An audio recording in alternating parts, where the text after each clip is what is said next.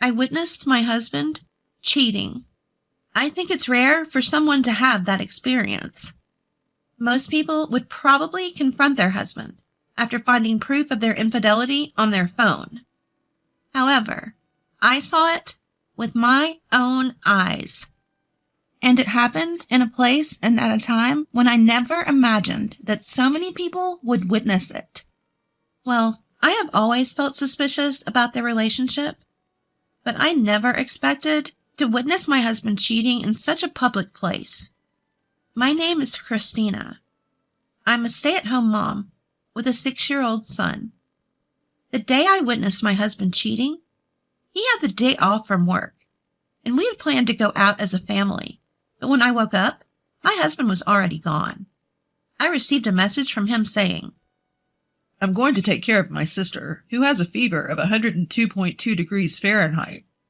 It seems like no one is home today, so I'll be back in the evening." A message saying that came in. I let out a big sigh.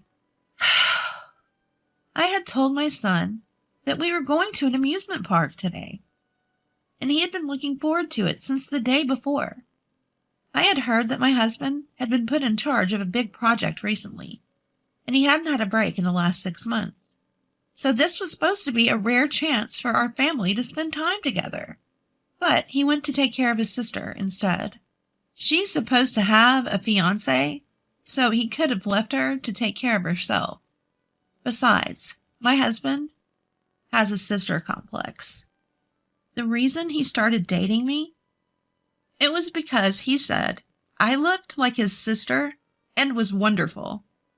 I remember feeling uneasy about that. I had met his sister a long time ago, and she was a very beautiful and kind person. So I guess looking like her is the highest praise my husband could give me. But I couldn't help feel creeped out by it. My husband used to say, "I want a boy and a girl." And he frequently initiated sex. But since our son was born, the frequency has decreased noticeably. Now, it's non-existent. We're still young, and my husband used to be a person who enjoyed sex. So I suspect he might be doing it with someone else instead of me. Well, I could forgive him for betraying me. It's annoying, isn't it? But the problem is that he disappears, even on days when he has off from work, like today. It wouldn't hurt to play with our child occasionally, even on a day off. Our child is daddy's boy, and he starts crying when he realizes his dad isn't around. My husband is too indifferent toward our child. He doesn't even prepare birthday presents, and he doesn't even attend school events, no matter how much free time he has.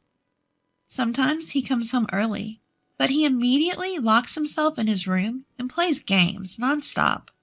He hardly sees my son's face anymore. At this rate, my son, who used to be a daddy's boy, will start to see his father as a stranger. Oh, and my husband said he was busy with a big project. That was a lie.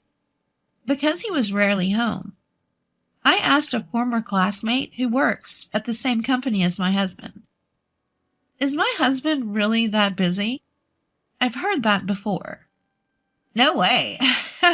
If anything, your husband is known as a window-side employee who doesn't have much work and always looks bored. He goes home on time every day." They told me this while laughing. I thought, I knew it. That's exactly what I thought.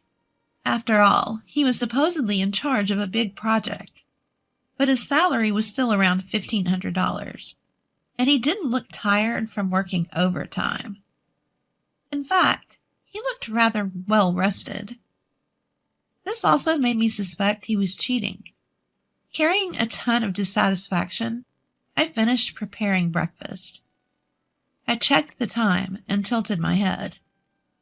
Strange. Normally, even if I don't wake him up, my son would be up by 7 a.m. But it was already past that time. If we didn't hurry, he'd miss the nursery school bus, so I rushed to wake him up. In his room, he was still asleep. So I tried to wake him up by saying, "It's morning, wake up." Instead of a response, all I heard was a pained groan. Worried, I reached out to touch my son's face and felt his forehead. It was very hot. I called my son's name and gently shook his shoulder. He barely opened his eyes and said, "Mom, I can't breathe," he told me. I almost panicked. At that time, there was an outbreak of a disease at the nursery school. And I couldn't help but think, could it be my son too? I had heard that there were cases where children died, so I seriously thought my son might not make it. I tried to call my husband in desperation, but he didn't answer at all. With no time to wait for a reply to an email, I contacted my mother to ask her for first aid advice. She was a nurse, so I thought it was best to ask an expert. Following my mother's accurate instructions, I quickly prepared an ice pillow and measured my son's temperature. It was over 102.2 degrees Fahrenheit. I called an ambulance and made sure my son drank plenty of water while waiting for it to arrive. According to my mother, there was a possibility of heat stroke as well. Considering the risk of infection, I wasn't allowed to ride in the ambulance, so I called a taxi and headed to the hospital where my son would be taken. During that time, I kept calling my husband, even though I knew it was pointless. As expected, it was useless. With no other choice, I left a message online, hoping he'd see it and come if he was responsible enough. Upon arriving at the hospital, I waited in the hallway outside the emergency treatment room, praying for my son's treatment to be over. In the past, my father had been taken into an emergency treatment room and never made it out alive. What if my son doesn't make it either? As I imagined the worst, my mother, who had come to support me, encouraged me. "It'll be okay. It'll be okay." And then, an hour later, my son was saved. But they said it was best for him to be hospitalized for a week. So he was taken to a hospital room. In the end, my husband didn't come home that day. The next day, I went back home to get some clothes for my son and decided to bring him some fruit as a get-well gift. I thought I'd also greet the doctor who had helped us the day before, so I passed by the emergency treatment room. But suddenly, the area became chaotic. Did someone get brought in? Thinking I might be in the way, I decided to postpone my greeting to the doctor. As I was about to go to my son's room, I saw a man and a woman on a stretcher. They were barely covered with a thin blanket and looked almost naked. It seems they're still joined together. It seemed they were stuck together during intercourse. I had never experienced it, but it must be tough. But being transported like this must be so embarrassing. And I was thinking this and trying to pass by. I made eye contact with the man. Under normal circumstances, it would be an awkward situation. But it was different for me. I froze. That's because the man was my husband. "What are you doing here?" I exclaimed in surprise. Well, I caught my sister's cold and, My husband was at a loss for words. At that moment, I was also confused. What were the odds that my husband would be here after my son was just brought in yesterday? Why was he naked and being transported? And who was the woman he was with? Various thoughts were swirling in my head. During my confusion, I made eye contact with the woman my husband was with. Even in my disarray, I knew this woman was my husband's affair partner. As I glared at her, I realized that her face looked very familiar. "Why on earth is Christina here?" It was that voice that reminded me. That's right. The woman was my husband's sister, Brenna. The events of that moment felt incredibly slow. I had been suspicious that my husband was lying about taking care of his sister and meeting another woman. But I hadn't expected this. Even if he came to visit our son, he shouldn't have arrived stuck together with a woman. And that woman was his own sister? This is just too much. Since they were being carried away on a stretcher, I had to suppress my urge to confront them and wait for their treatment. They wouldn't be able to escape anyway, so I decided to confront them later. With those thoughts, I went to visit my son, my original purpose, with a sick feeling deep inside my chest. I spent some time in my son's room, trying to sort out my feelings. When I checked my phone, there were tons of messages from my husband online. As expected, they were all trying to cover up the situation. He didn't even mention our son being in the hospital. I decided to keep ignoring him and then waited another hour. The doctor who had taken care of my son yesterday appeared. The doctor smiled at me and said, "Your son is very healthy. He seems to be recovering faster than we thought." His fever had gone down and his condition had completely stabilized. Initially, we were worried about an infection, but it turned out he had heat stroke along with a cold. "Did you make him drink a lot of water? That was the right thing to do. Your son must be happy to have such a smart mother." The doctor even praised me like that. It was more thanks to my mother. I should give her some fancy meat as a present next time. I deeply bowed to the kind doctor and expressed my gratitude. But it wasn't hard to imagine that I'd soon face a huge ordeal. Just as I was relieved about my son's condition, my anger was bubbling up inside of me. Mama's face is scary. I scared my son. I quickly put on a smile and told my son, "I'll be back soon." As I left the hospital, I called my husband, who had left over 100 missed calls. The moment he answered the phone, he started making excuses. "It wasn't what it looked like. There was a reason." And so he started making excuses. He got his priorities wrong. Shouldn't he be worried about our son first? Well, there was no way a man who was so engrossed in an act with his own sister, without caring about our son, would worry about him. With a husband like this, I worried about our son's future. I couldn't see my husband's personality improving, so I decided to divorce him. Life might be tougher, but I can do it for my son's sake. So, you were busy with that even when our son was suffering, huh? I bet you were doing it whenever you had free time, right? And with your own sister? That's just disgusting, I said to him. He was speechless. I continued. "Oh, and by the way, I've already reported this to your parents. I won't tell your company, though. It would be a problem if you couldn't pay alimony and child support. So, goodbye." With that, I said my final words to my husband. 3 days later, my son's health had fully recovered earlier than expected. So I completed the discharge procedure and returned home with my beloved son after a long time. Of course, my husband wasn't there. After that incident, my husband came to apologize in person, but I handed him the divorce papers I had already signed.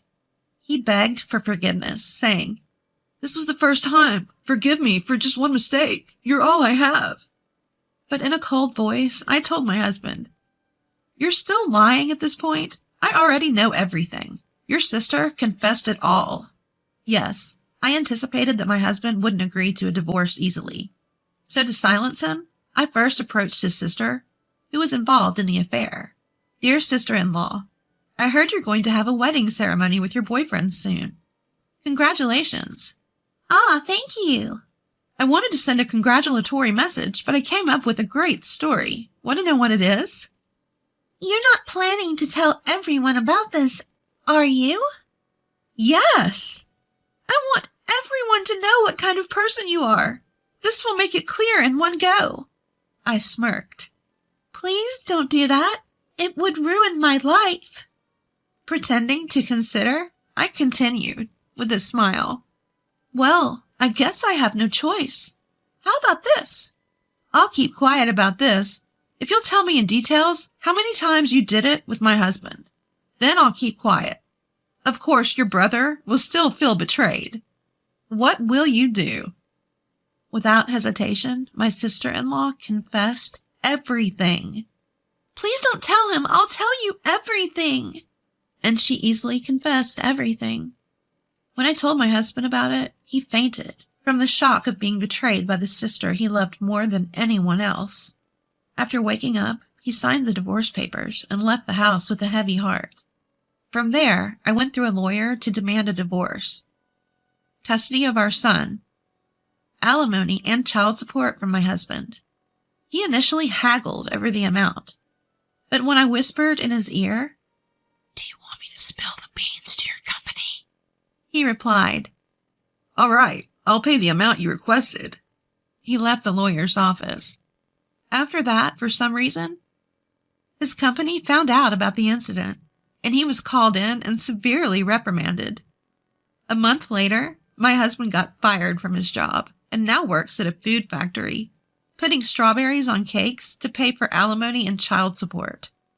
For some reason, people at the factory knew what he did, and he's always the subject of rumors among young girls, making him feel uncomfortable.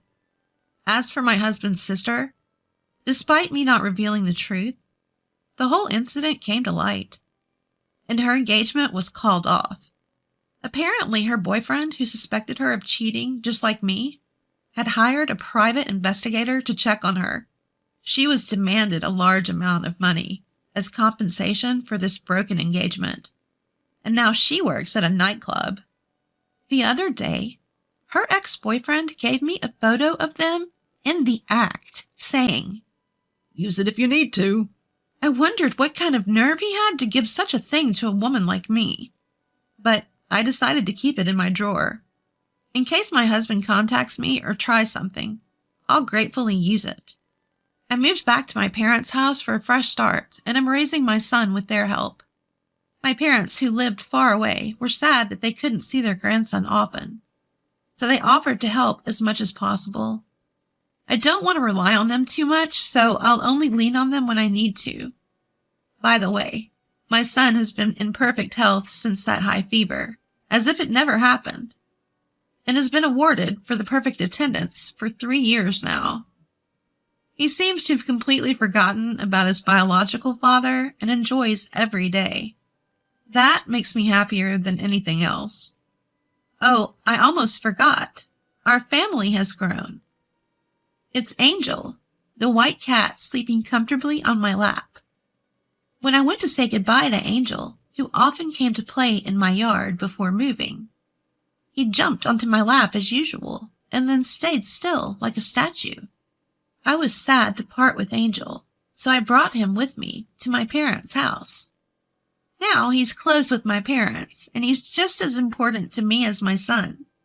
From now on, I want to watch my son grow up warmly, with my parents and Angel. That's what I think about as I sit here in the rocking chair on the porch, stroking Angel.